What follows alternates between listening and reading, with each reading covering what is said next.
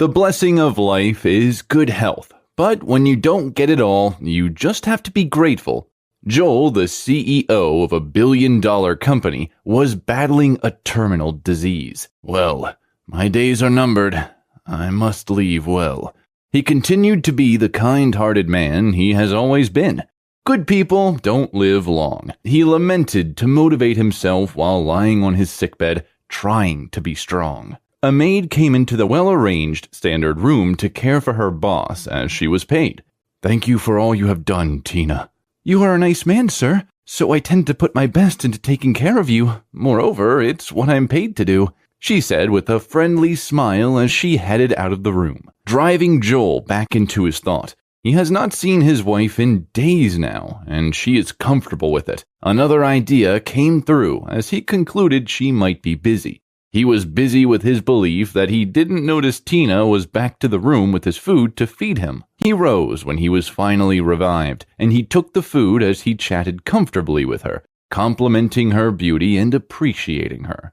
She took the compliments and cleaned him up after feeding him, laying him down as he had lost almost all his organs to cancer. The sickness started 4 years earlier when he felt uneasy, and he went to visit his doctor, who conducted a test on him and broke the news.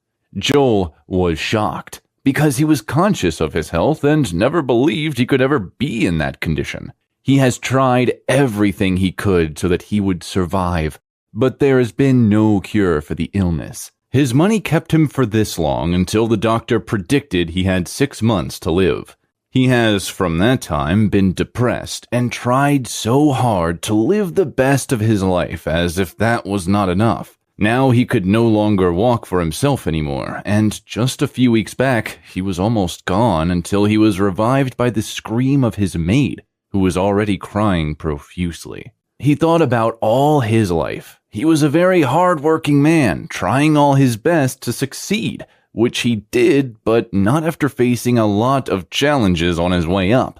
He felt he was just so unlucky because he had hoped to live long enough, and maybe by then his wealth would be noticeable in the world. He looked around and wept silently. "Life is so unfair," he commented, talking to nobody in particular. Tina has been his only companion since everything started. His wife has not been there to care for him. She seemed so much more interested in his properties than taking care of the property owner. It annoyed him sometimes, but he has learned to calm his nerves as nothing lasts forever, and he does not even love an exception here. There was something about Tina that had always attracted him to her. He was unsure, but as much as he knew, Tina was a lovely, kind, caring, and intelligent young lady. She is still young and has a lot of potential. He just couldn't place it well as he occasionally thought about her. She was the only person that went out of her way just to see him smile. The wife, on the other hand, Miss Catherine, is a fashion freak. She loved expensive and flashy things ahead and had a high taste for everything. She took over her husband's company ever since he became sick. She has since then changed a lot.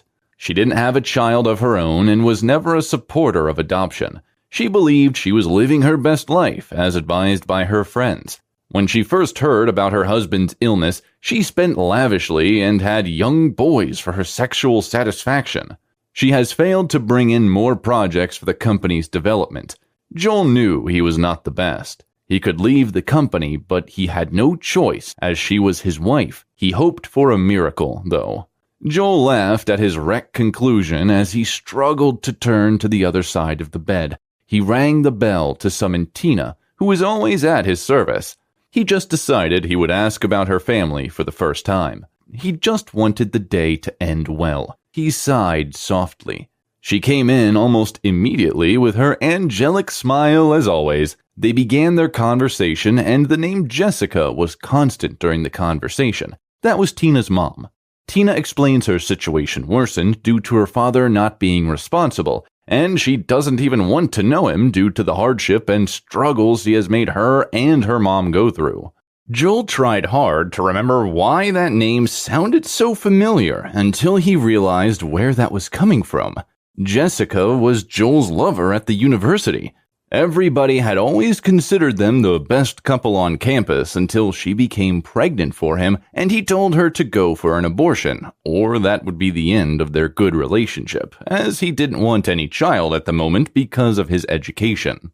Jessica had to drop out of school because her parents were such a disappointer and decided she would not continue her education. He had not seen her since then, and he believed something terrible must have happened to her as she had not heard from her after his university days. He thought that he had always believed that something was different about Tina, but he never knew it could turn out to be like this. He regretted his actions. How mysterious could karma catch up with someone in the least expected way? He couldn't help but cry, and when he finally got to say something, he could only tell Tina he was sorry. She was surprised, as she didn't know why her boss was so moved by her story. It would be so wrong of him to try and hide the truth from her now, since he was going to be gone soon. He summoned all courage and looked Tina in the eyes from his dying bed and broke the shocking news to her. "Tina, I might be your father. Your story makes me remember my youthful days. I think I know your mother, and I think you might be my daughter." She was shocked that she had almost lost her stance. She looked at Joel in disbelief as tears ran down her cheeks. She had vowed to curse the man who abandoned her mom and made her live a miserable life, unknown to her that she had been taking care of him with sincerity and love. The atmosphere was filled with negativity. She could comprehend the situation. She stormed out of the room with just one statement running through her mind. "This cannot be true." To clear his doubts, Joel summoned his doctor for a DNA test. He begged Tina to surrender herself for a medical examination, and the result was out after some days. To his relief, the result had it that Tina was his daughter. Joel was the happiest man on the planet Earth. This meant a whole lot to him. He was not going to die barren. All this while, his wife was away from him. She didn't even care to know how good or bad his situation had grown. She was waiting for him to die so she could legally take charge of the company. She had always imagined being the next CEO of real estate. She didn't get the news of Joel getting back his daughter, as it was something he never spoke to her about when she came back home. She sipped her wine as she surfed through her e-commerce market, trying to purchase an expensive watch for one of her lovers. Clinton is Joel's legal advisor and also a perfect friend. They have been together for a while, and the relationship has been enjoyable. Joel informed Clinton about the new development as regards the order of his will. Getting a call like this from his client was surprising, and he felt he should see things himself. He went over to Joel's beautiful mansion. After a series of questioning and comprehensive looks into the situation, Clint did not doubt that Joel's mind was made up and would respect his decision. He gave Tina this lucky girl look as he was equally happy for her.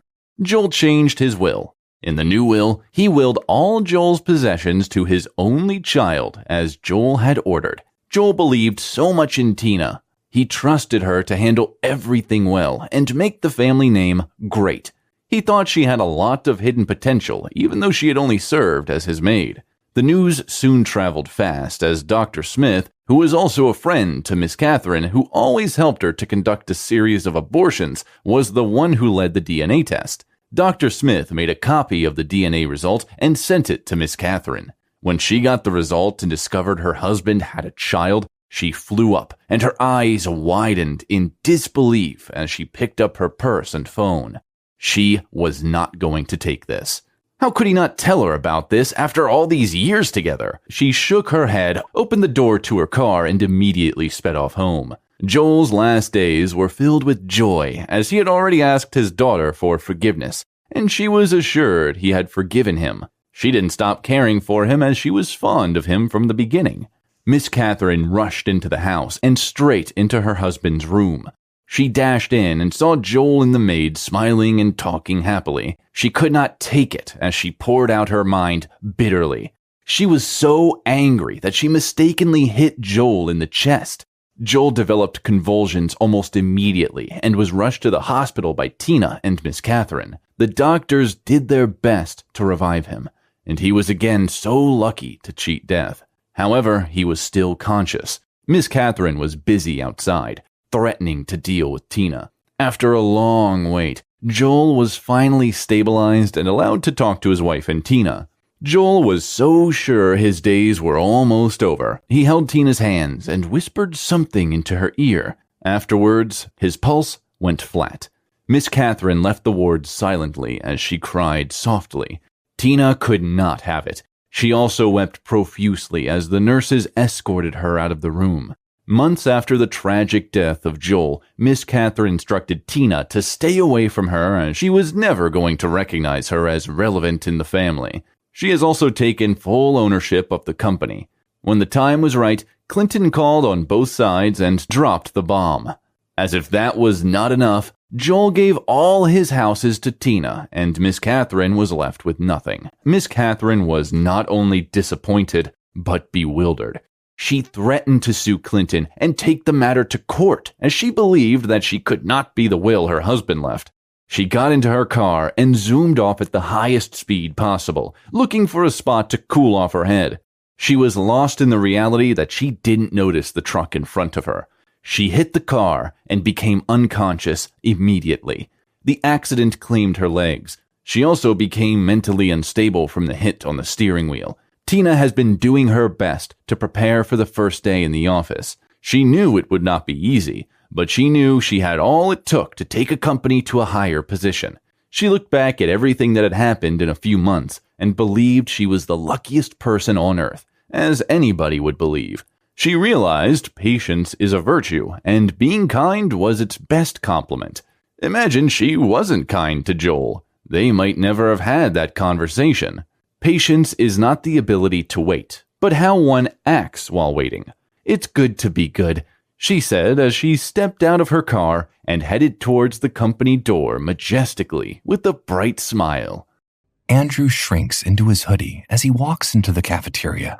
It is noisy. Students have scattered around, some sitting, some walking around, and everybody is either in one group or the other. Paired off, 4 to 6 clique, cheerleaders, football jocks, debate group. Andrew stands at the entrance of the cafeteria and looks around. He had just transferred a week ago to Carmen High, and in that week he had been teased, made fun of, and called every name in the book about having diabetes, and humiliated in front of his whole class, all by a group of mean jocks, Chris, Nick, and Mason. He had only been in Carmen High for a week and hated every minute of it.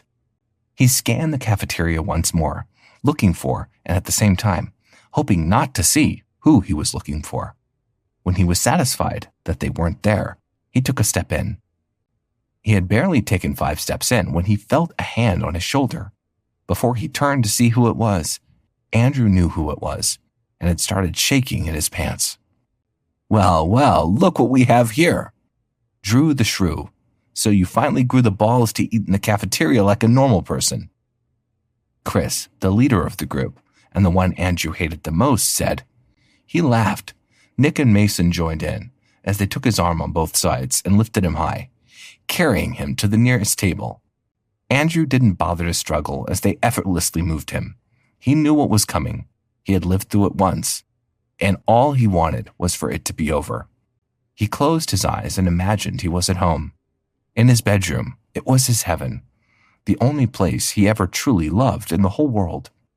However, no matter how desperately he wished he could shut it all out, Chris's voice rang loud and clear as he announced to the cafeteria, "Hear ye, hear ye. Before you stand sugar overload, weak knees, diabetically perfect Drew the Shrew. Give it up for him, you all." A tear leaked through Andrew's tightly shut eyelids as all the students laughed. Andrew hears his dad call out to him as he runs blindly into his room. After the show Chris, Nick, and Mason had put on in the cafeteria played out, the principal, Mrs. Gooding, came into the restaurant and dispelled it. She gave Chris, Nick, and Mason a week of detention, and she had turned to Andrew and asked him if he thought he could still handle the rest of the day. When he didn't reply, she saw how he was shaking. She had called Andrew's dad to come and pick him up. It wasn't until later Andrew learned that a student had gone to report to the principal. Andrew silently said a prayer for that student. He slammed the door to his room, dumped his backpack on the floor, and fell face down on his bed, letting all the tears he had held back loose. He hears his dad knocking on the door, asking if he is okay and if he wants to talk. Andrew ignores everything and just sobs into his pillow. After a while, when he realizes Andrew is not going to answer, his dad finally leaves. 5 hours later, at 6:18 p.m., Andrew finally gets up from his bed. He had dozed off somewhere between crying his eyes out and hating his life. He sits in his bed and looks around. The sun spilled into his room through a crack in the window, illuminating the room. He picks up his glasses from his nightstand, puts them on, and walks outside. He sees his dad sitting at the dining table, his reading glasses perched on his face as he peered at his laptop. The light from the sun that shone through the dining area windows washed over his head, lightening the shades of his hair. Andrew stands at the entrance and stares at his dad for a few seconds. For as long as Andrew could remember, he had always wished he could be more like his father, have a quarter of his strength, a pinch of his courage, and not be this weakling. On the good days, he hated the world for being so cruel to him. He hated the people in the world for being so mean to him. And sometimes he even hated the universe for casting the type of cruel fate he had on him. And on the evil days, he hated himself. His dad must have heard his thoughts somehow because he looked over at him. He slowly removed his glasses. Concern evident in his voice, he asked, "Hey, how are you feeling?" Andrew hesitates and then walks into the dining area. He sits in the chair adjacent to his dad's and pours water from the pitcher on the table into a glass cup.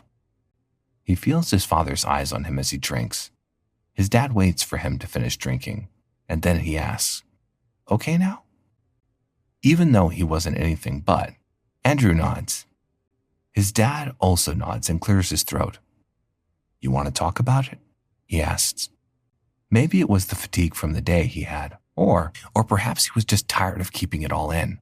But the automatic response he always had prepared didn't suffice at the moment, and he found himself laying it all out to his dad.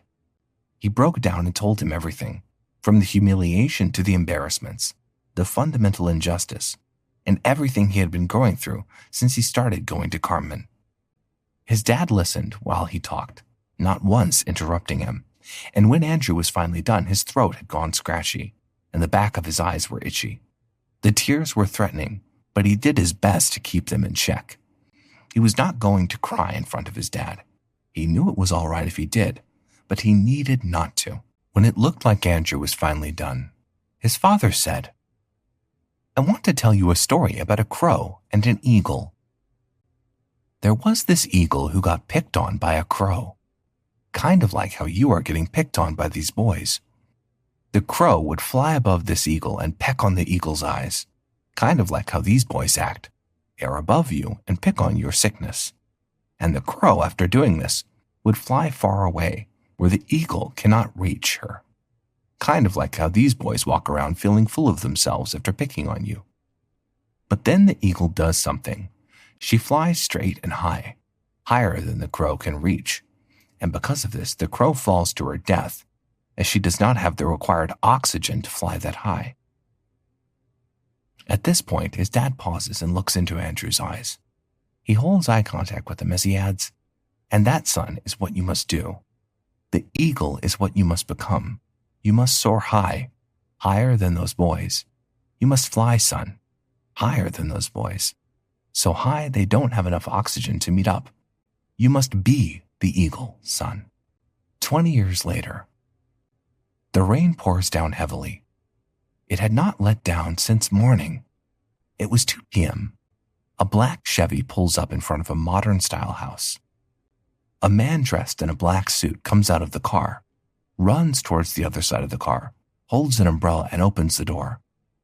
A man of the same age comes out of the vehicle, and the two both walk into the house. When they get to the entrance, the man holding the umbrella rushes forward to open the door for the other man. The house's interior is Andrew's childhood home. And as the two men enter the house, Andrew's dad comes into view. Andrew is the man who the other man, Nick, was holding an umbrella over.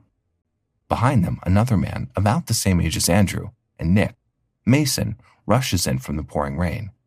He is the chauffeur who drove Andrew over. He was soaking wet as he stood in the entrance, not quite in the house, nor outside in the rain either. Andrew stands in front of his father, and they stare at each other.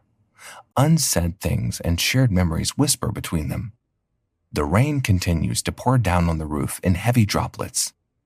The sounds of their platters, the only sound that can be heard above the heads as Andrew and his father stand facing each other. Andrew breaks the silence. "Hello, Dad," he says, his voice thick with emotion. His dad's eyes shone with unshed tears. Just then, another man rushes in the rain, soaking wet. He stands on the threshold and tries to shake the water away from his hair, even as he tries to protect the papers he had in his right hand from falling. He rushes into the living room where Andrew and his dad are. He awkwardly fumbles to the right as he stands beside Andrew. Andrew barely glances at him as he walks towards his father. They hug tightly, then they let go and sit on opposite chairs, facing each other. "So how are you?" "Work. I feel it's been forever since I saw you last," Andrew's dad said. Andrew chuckles and replies, "Yeah, I've missed you too, Dad. Work has been hectic and starting your own company is difficult, but I've been doing okay. And since it seems to be getting on its feet, I needed to see you. And so here I am." His dad nods his head slowly, smiling. "Well, I'm glad you did. It sometimes gets lonely around here, you know, and having my only son come visit me, well, this is easily the highlight of my week," Dad said. They both laugh. "And your diabetes? Do you have any episodes?" Andrew's dad asked, throwing one question after another, concern palpable in his voice. Andrew laughed softly and replied, "Relax, Dad. One at a time, please. Yes, I am taking my medication regularly. I am doing good on that front." Andrew paused, and his expression got serious as he continues. "I know what we went through with my diabetes, and wouldn't be so irresponsible to let that happen again. I have become even more careful, I promise. My medicine is here with me. It's with one of them." He tips his head towards the entrance where Chris stands. His dad's eyes follow Andrew's gestures. "Yes, I was going to ask, who are they? Should I offer them some tea?" Andrew smiled and replied, "Remember that story you told me about the crow and the eagle? How the crow would always pick on the eagle and fly away?" "Well," Andrew paused for dramatic effect as he points to Chris, Nick, and Mason. "These are the crows, Dad. Meet Chris, Nick, and Mason. The crows who flew away that day. The bullies who made my life a living hell in Carmen High." He stopped and looked straight into his dad's eyes, his voice firm with no trace of the tired little Andrew, who was constantly getting bullied. His eyes clear as he maintained eye contact. "I became the eagle, Dad. I became the eagle, and I soared high, higher than the crows could ever fly, and they fell." He continued, "That day, Dad, when I came home and you told me the story about the crow and the eagle, you gave me the courage to move on when I wanted to give up. And I am most glad I took your advice, because I wouldn't be here if I didn't. Thank you, Dad."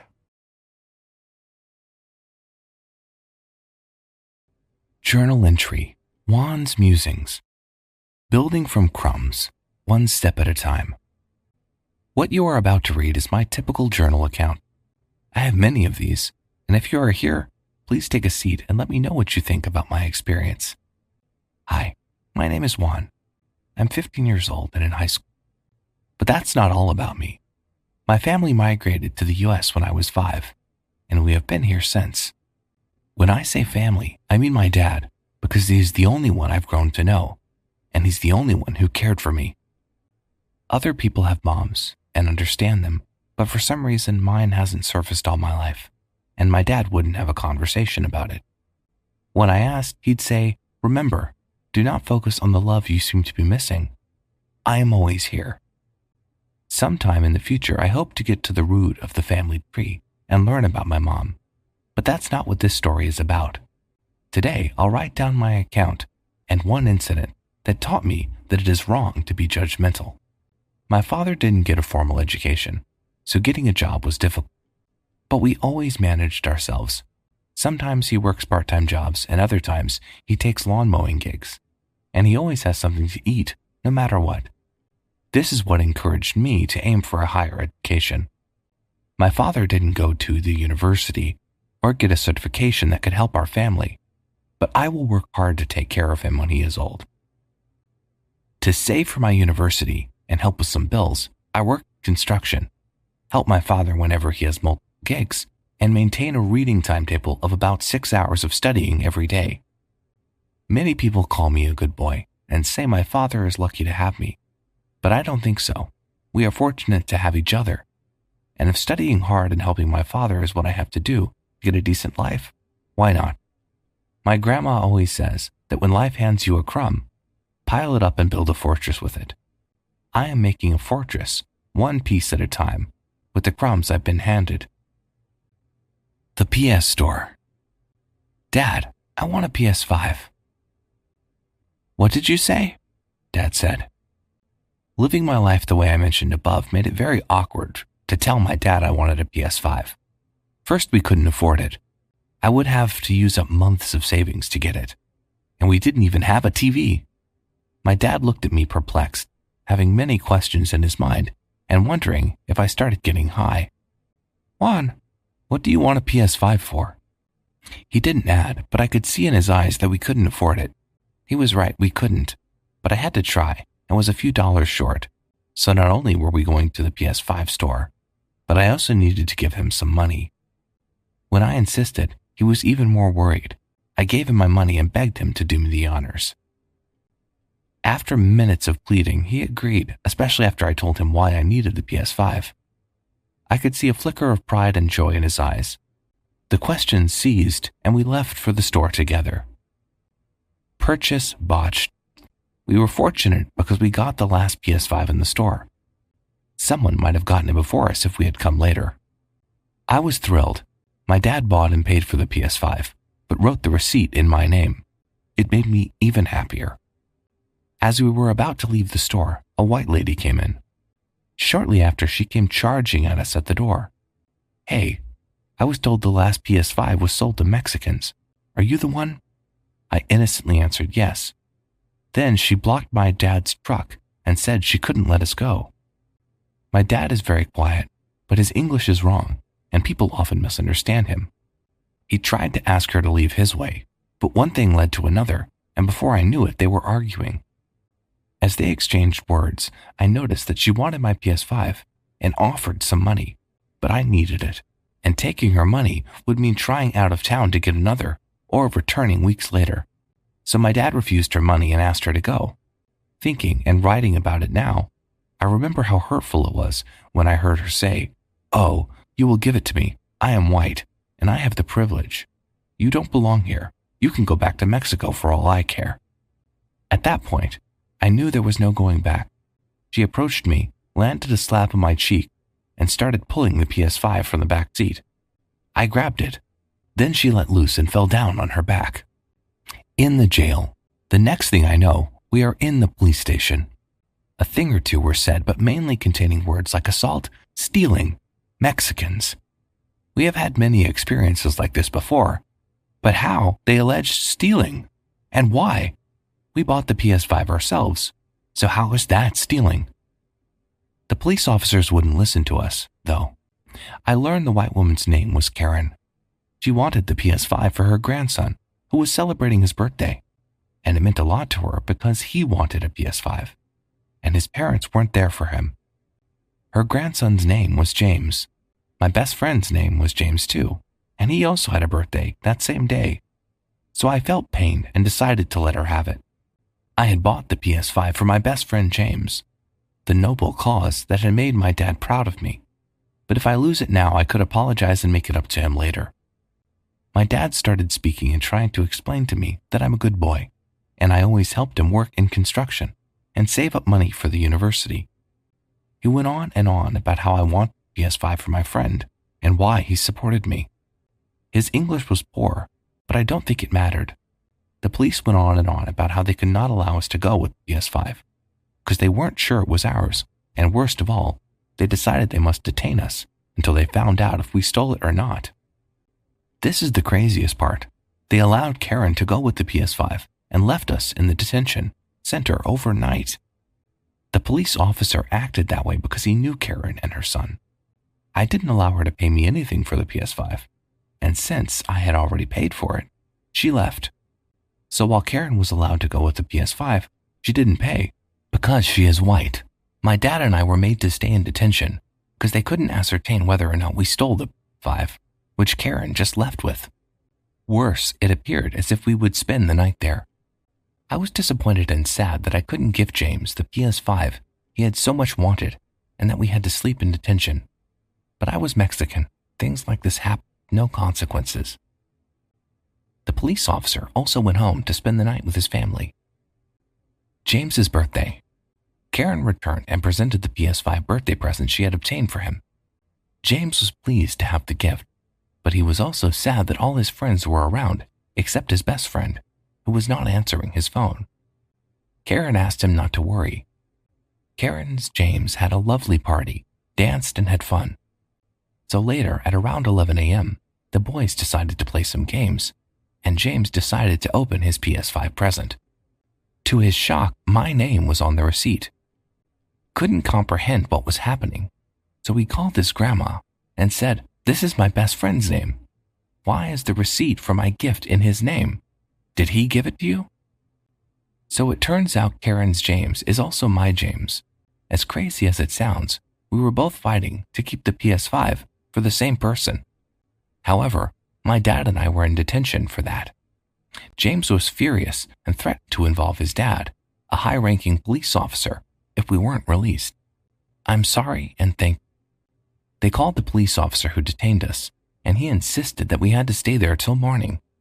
He was at home with his family and no one could tell him to leave. Of course, no one could except James's dad intervened. James could not bear the thought what they had done to us, so he called his dad. We were released from the detention center at around 1 a.m. My back ached and my dad was sad. It was at that point we started receiving the sorry and thank you. Karen was deeply sorry and ashamed about how she treated us. She knelt down to apologize and told us she allowed racism to cloud her judgment and acted like a horrible person. The police officer also apologized. He even said when he got home and his wife asked how his day went, he had referred to us as some Mexicans doing shit. He always believed that he wasn't racial, but he allowed his trust in Karen to blind him from doing what was right. James hugged me and apologized. My dad and I were sad and highly stressed, but we forgave them. We had many experiences like this before, and we only hope people will do better and treat others properly, regardless of their skin color, age, or origin. Karen's grandma invited us to the house to have dinner and get to know each other better. Okay, that was one hell of a story, and I finished writing 3 journal pages. But some stories must be told, no matter how long or how sad they make us feel. I wanted to document this so I will never forget that life is made of circles. In an extensive process, tables could turn quickly, and lives could easily be affected. Reflecting on this now, I can see that it is wrong to judge a person before getting to know them, or take sides without truly hearing both sides of a story. If I could do anything differently, I would stop myself from getting sad. That's all.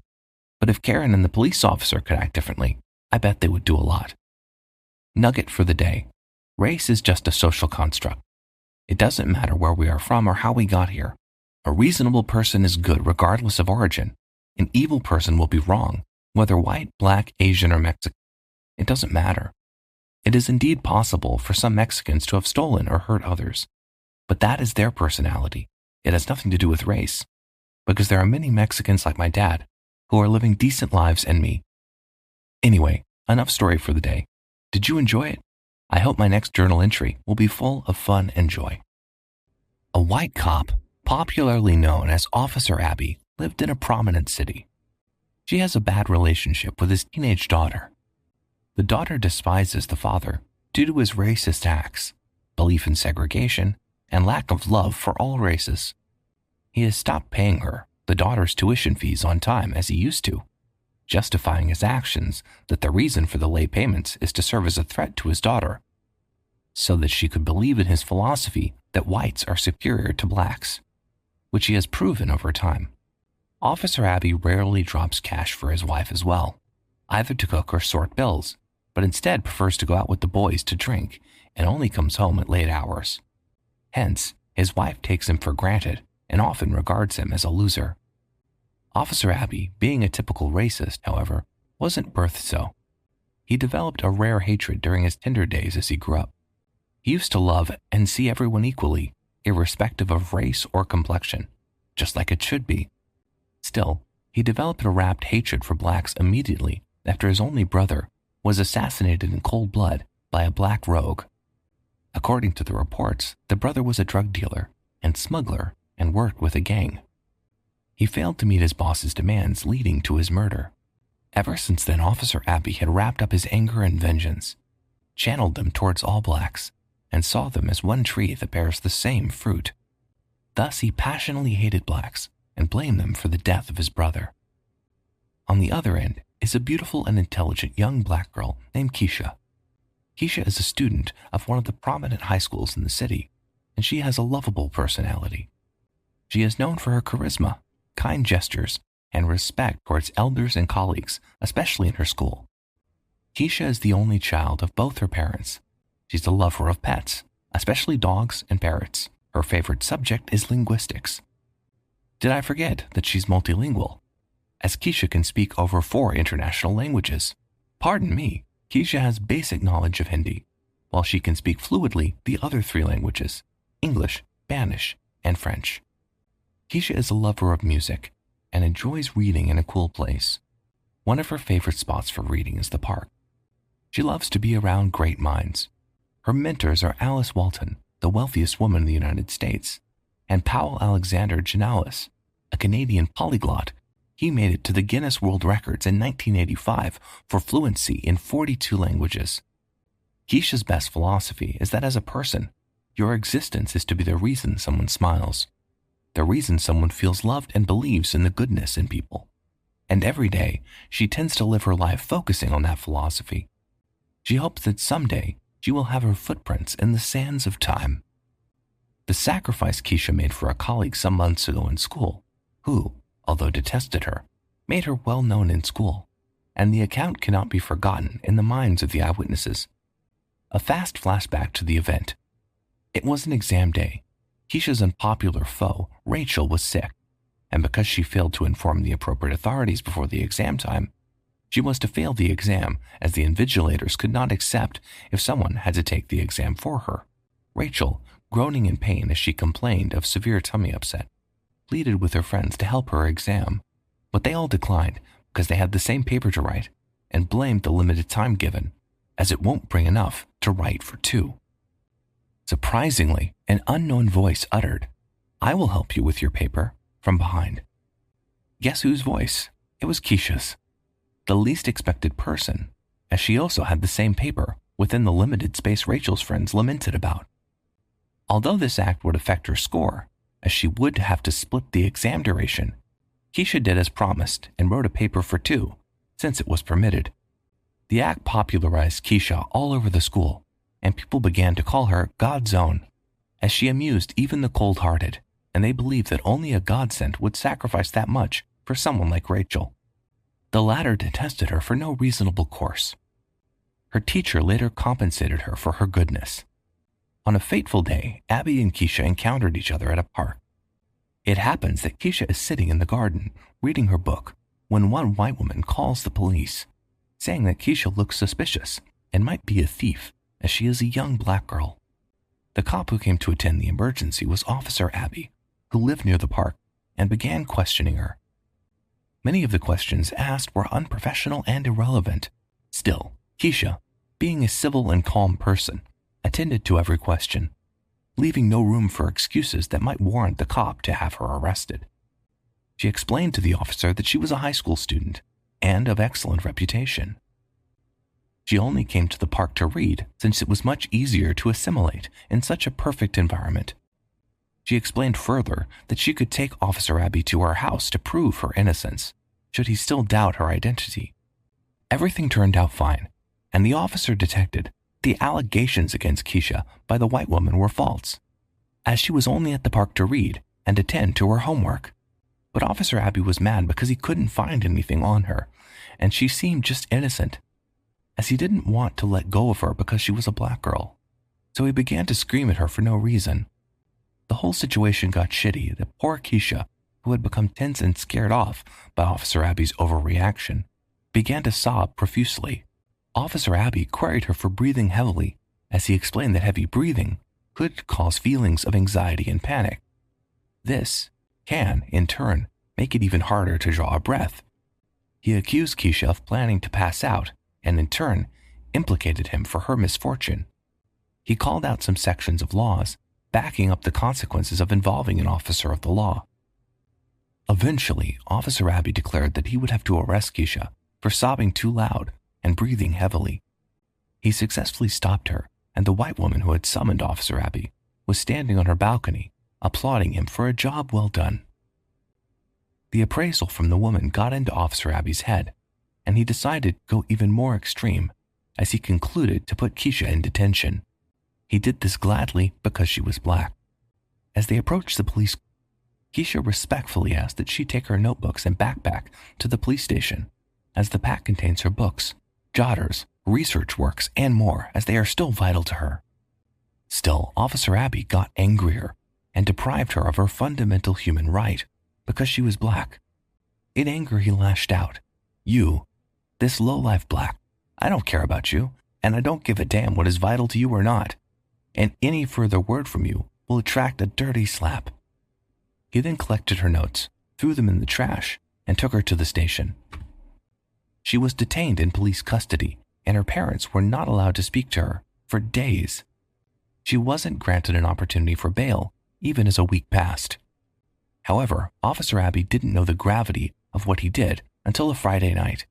He had planned to have a wonderful dinner with his daughter and wife after a long time, as he had just gotten his salary. As he got home, he found something strange. The daughter was crying to her mom because she could not pass the exam for college. Officer Abby became furious that his daughter had failed her paper and disappointed him, as he bragged about his daughter to his friends. On the other hand, the curious mother was relatively calm and asked why she had failed, because she knew she was a very bright and intelligent youngster. The girl sobbed as she explained the primary cause of her ordeal. Although she was intelligent, she elaborated that a young black colleague had always helped her through her studies, and her name was Keisha. Still, for the past week, she had not been able to get through to her, as she had not been responding to her messages. And the worst part of the tragedy is that the books in which she jots all her works were found torn and tattered by rain. She must have discovered this when she went to look for her at the park after several attempts to reach her had failed. This gave her a heads up that Keisha wasn't avoiding her, but probably something terrible had happened to her. At this point, it dawned on Officer Abby that he was the sole contributor to his daughter's failure in the college exam, and the primary reason why the poor daughter might have to retake the college exam if the university eventually denied her admission. He didn't utter a word, as he knew the wife and daughter would never forgive him for his silly mistake. He immediately excused himself that he had a job to attend to at the station and rushed to the cell. Keisha was locked in, and right there he set her free. After a few weeks, Officer Abby's daughter got an envelope from the university. The letter entails her chances of admission, and as she reads it, it says that she didn't pass the exam. Thus, she has to retake the college exam in the next session. Auspiciously, there was only one girl who got a full scholarship from the university, and that was Keisha, as a piece of information reached the university that she was absent from the college exam for critical reasons. Hence, she was judged based on her previous academic performances and attestations from her colleagues. The moral of the story is that no matter how you treat gold, it maintains its status and remains gold. As you can see in the case of Keisha, she became a conqueror and achieved her goal despite all odds. Do you wonder what her plan was? That fateful day, she went to the park to read and prepare for her forthcoming college exam.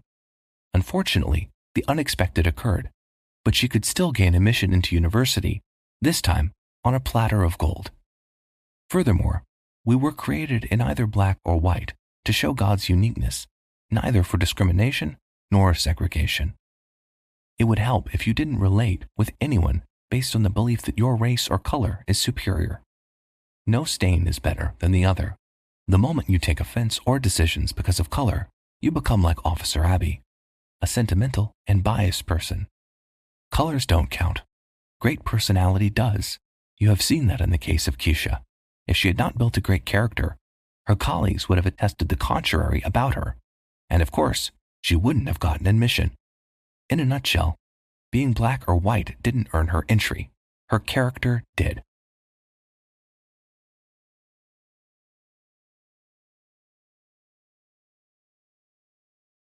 It was getting late now.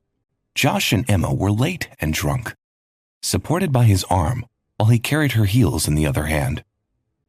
He hoped he could avoid the fight about him being late because he was so drunk that they could only go home and sleep. "Emma, could you sit somewhere while I order a taxi?" he murmured. "No, I'll take the car," Emma slurred. "But Em, we're drunk out of..." "Do you want to add to my humiliation of showing up alone by making me take a taxi?" "Look, I will call an Uber X," Josh offered. She slipped her hand inside his pocket and pulled out the valet card.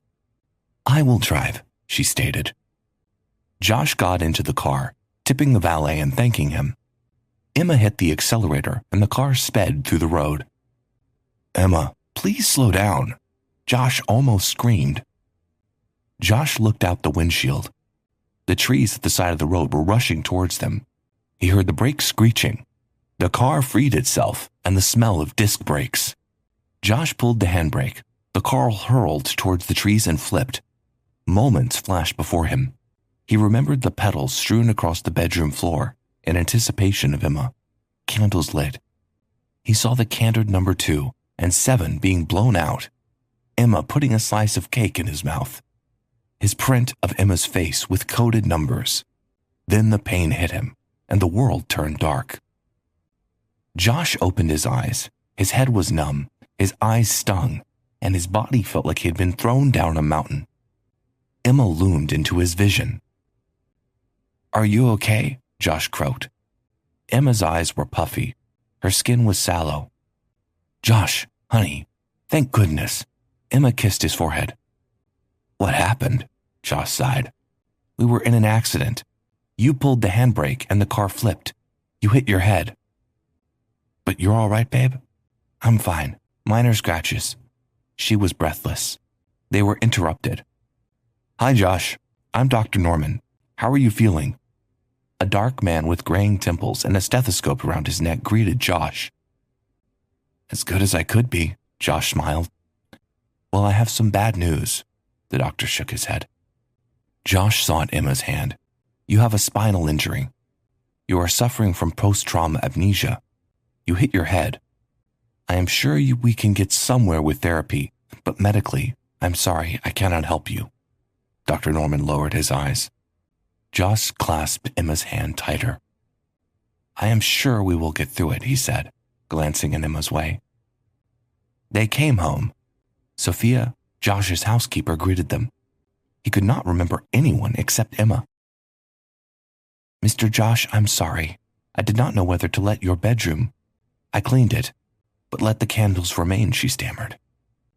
Josh looked at her wide-eyed. "Josh, this is Sophia. She is your housekeeper. Sophia, please carry inside all the bouquets. Set them in vases," Emma ordered.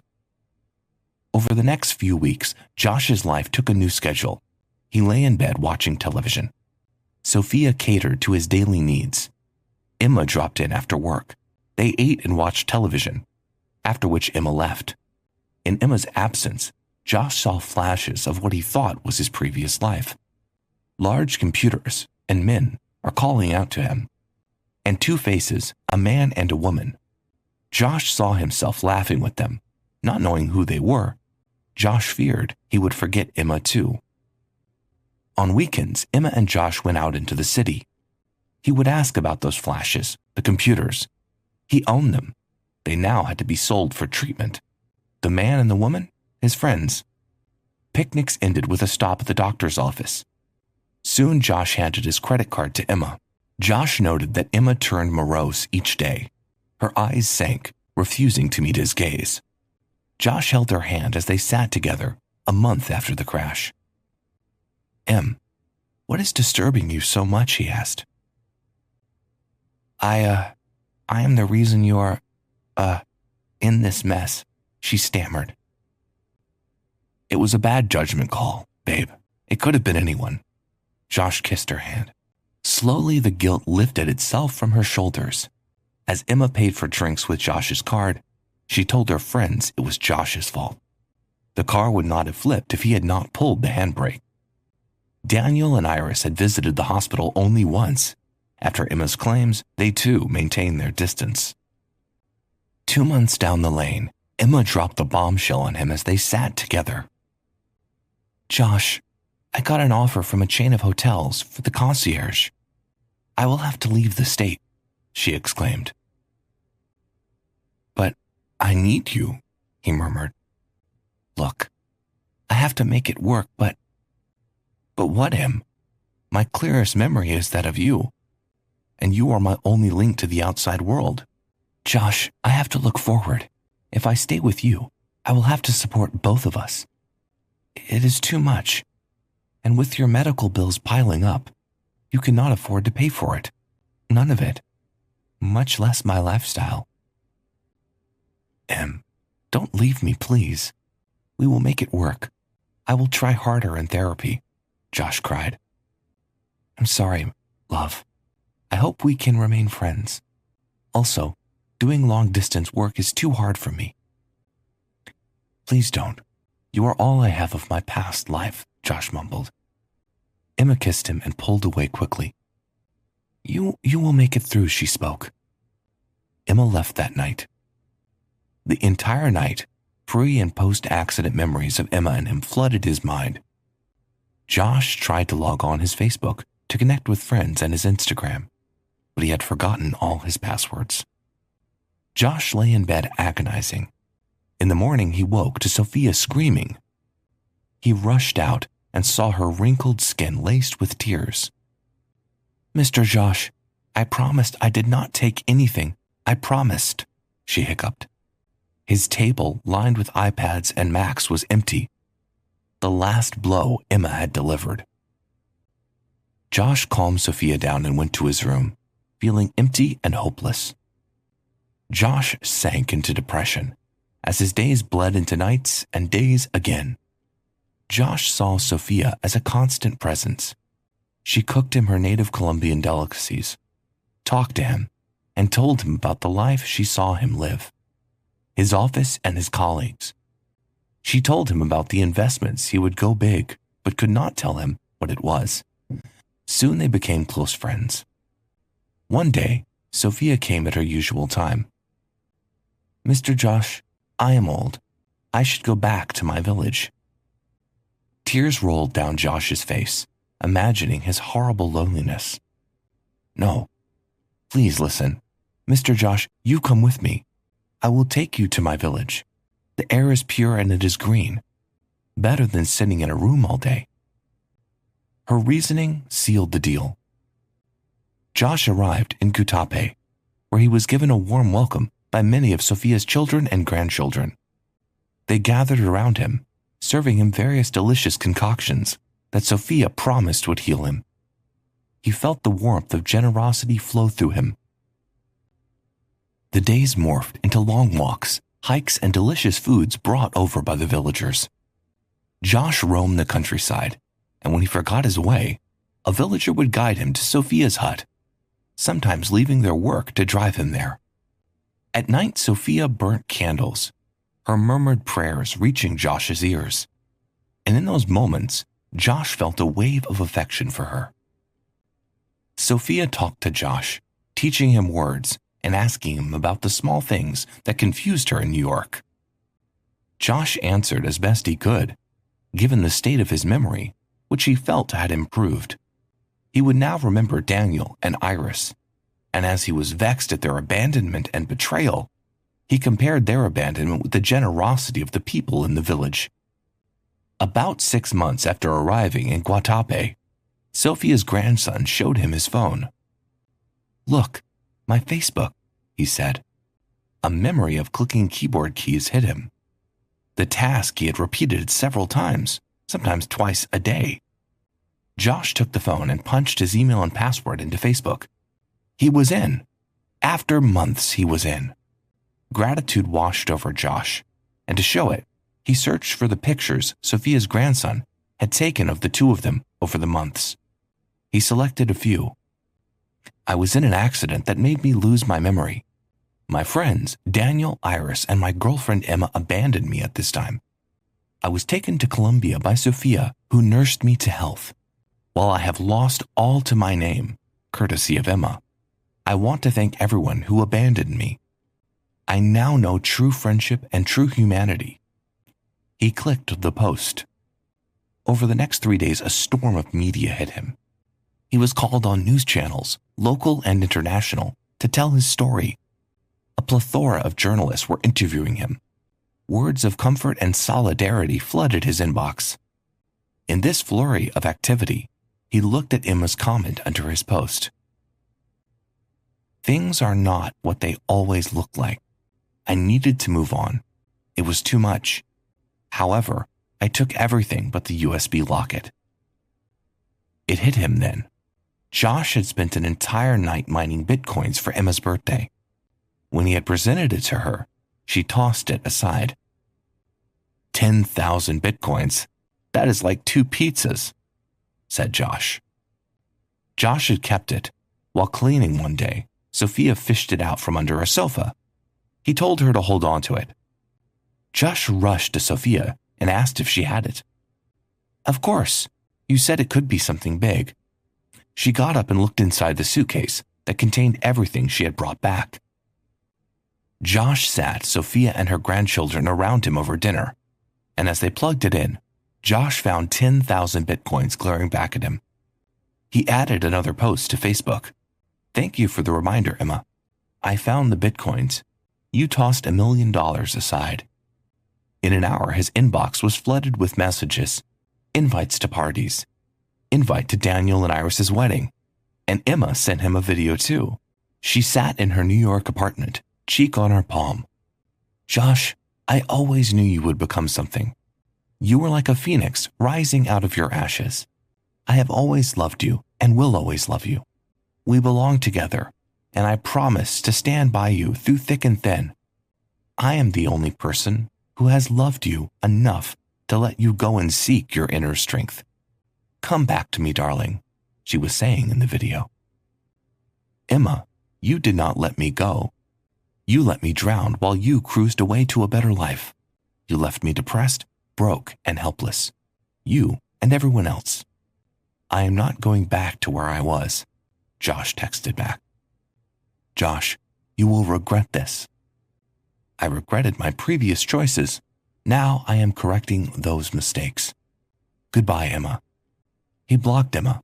In the subsequent days, Josh explained to Sophia's children what a Bitcoin was.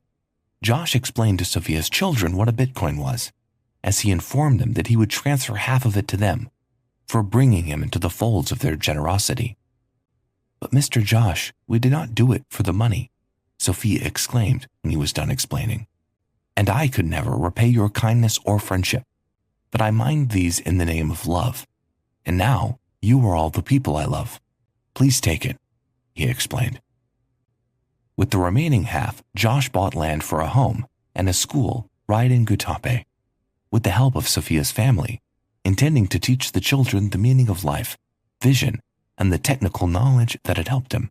Over the next few months, Josh went around collecting funds for his school, declining each social gathering in favor of remaining in the village and working towards building his school and home. As the school was inaugurated, he named it after Sophia, the Enlightened One. Over the years, Sophia's School of Life Sciences produced many respected alums who would go forth to establish tech companies, their minds wary of gold diggers and always looking for the kindest, gentlest souls.